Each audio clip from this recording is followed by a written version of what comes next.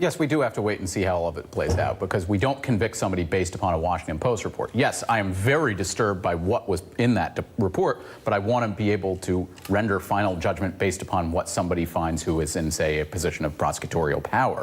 What we are talking about here is our back channels. Back channels can be good. And Republicans are going out and saying, well, Secretary Kissinger, when he was in power in the 60s, he would have back channels. His back channels were at a cafe. They weren't in the Russian secure information facility.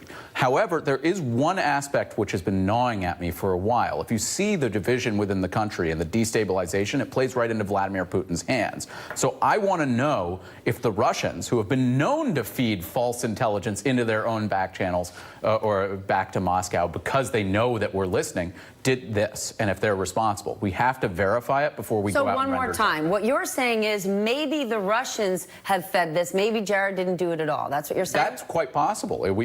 Jared might have said, hey, we could keep the line of communication open, but he didn't suggest using the secure information facilities. Remember, Ambassador Kislyak is the Russian spy master here in the United States. So could he have fed it through there, knowing it was false, to ultimately destabilize us?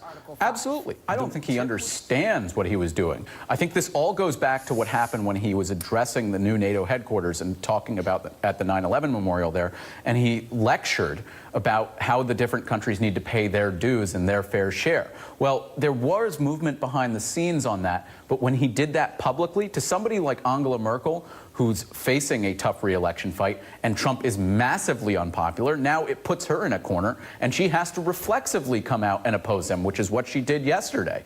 And the White House created this problem, and it's because of their own making, because they are not competent when it comes to foreign policy and domestic policy, we have to be honest. And I think that what they did was the problem of their own making. And you could actually go and look at a report in Politico about how President Trump was treated by the other world leaders. They said, one world leader who was anonymous said, well, it's like when you have that new kind of weird kid who comes into a class halfway through the school year. When the teacher's looking, you smile and you say, oh, we're welcoming them in. And then when they're not looking, you make sure they go in the corner and you stay the heck away from them. Well, the White House has had a massive messaging problem to begin with. And Jared Kushner, that's just one piece of the pie. The president himself has an even bigger portfolio of real estate holdings and business dealings from across the globe, as Ozzy pointed out. But as a White House staffer, if I were advising the president, I would say what you have to focus on are the wins, because there are voters who want to just hear how they're going to be economically benefited from the president's trip to Saudi Arabia.